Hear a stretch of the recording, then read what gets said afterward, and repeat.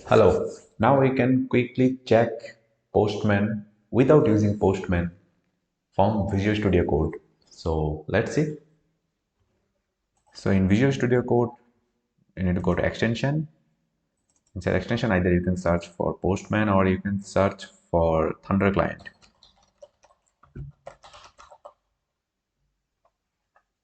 So if you see the number of downloads, this is one of the REST client, but it is not as Postman.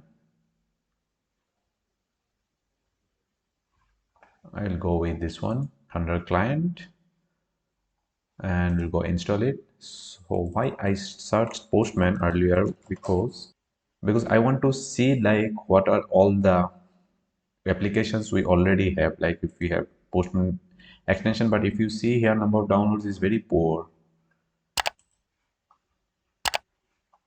Then we have VS Code Newman, nothing is there.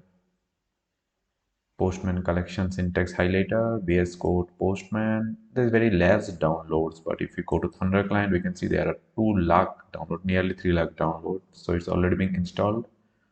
Now if I go open Thunderclient, so here you can see exactly same to same as Postman. So let me open Postman too.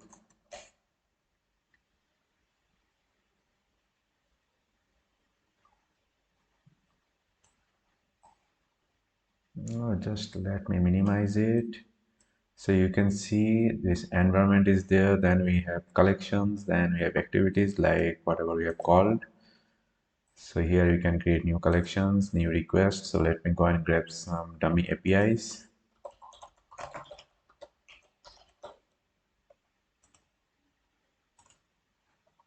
Yeah, we have already tried it. How this works.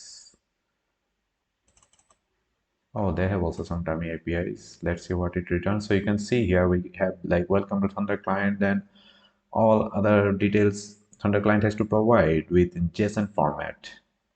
So even it shows what is the header it returned. Here we can put the header type, then we have auth. So we have like none, inherit, basic auth, then bearer token, auth2. Then we have body. So if you change it to post and try to send something, let me change it and use this one. Here something we'll have for post. Why you are popping up here and there, Postman? We are working on an alternative for you. Just have some peace. So let me take.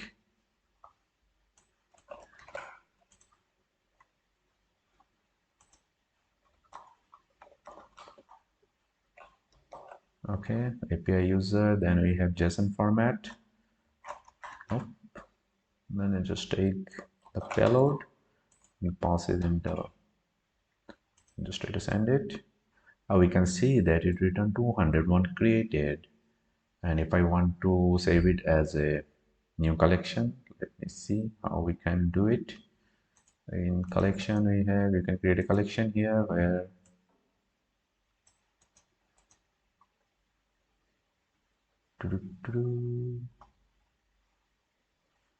I think they're yet to do something on it. Let me see.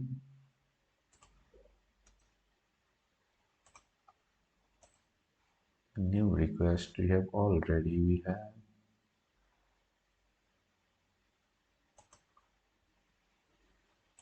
Let me restart it. There's one update.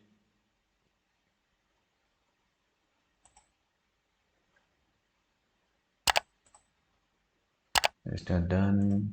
Thunder client. Then we have the activities like how we have in Postman. We have history. So here same thing. We have activities. Then we have collection. Here I can't see how. Yeah, from here you can create a new collection or import it. So let's create new collection. REST APIs. For confirm, just press enter. Here we can just click. Good. If I open this, and how can I save it? I'm also trying for the first time. Let me see. Yeah, here from here we can save to collection. So I think they didn't try to copy exactly like how Postman is, but it is similar. So what's the point of having this application? Actually, there is no need to go to Postman and check it. You can, after writing a code here, you can directly go to this section and just check if your APIs work perfectly. And I think that's pretty much. You have everything like add, post, put, delete, patch, add options. You can save your collections, even you can do the test, you can set the environment, you can have global variables. Let's see how to save the environment. We have dev, then inside dev we have nothing. Yeah, here we can save the environment variables. Good. Like token, and we'll use value like token value well, and save it successfully. Then we can use in the header, I think, or up. Let's try up, bear a token, and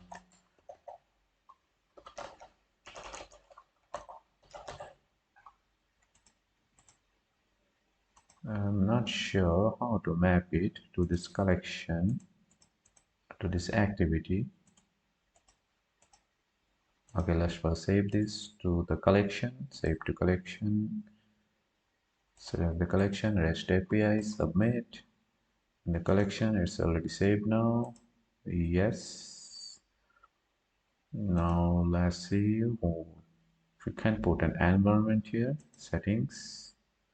Yes, we can use environment dev. And let's now go here and go to auth. We can use inherit. I don't want to inherit.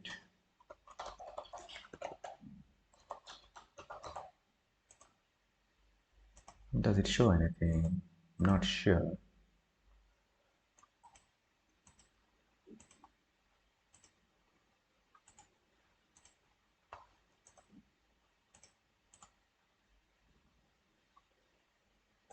I think something is coming.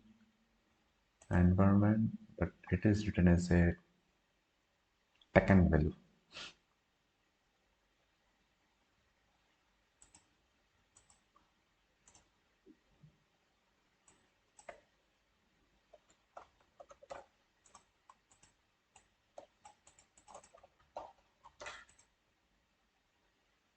Oh yes, we are able to get the data. It's same like Postman only, so you can see here token value, and I think we can use response test response body.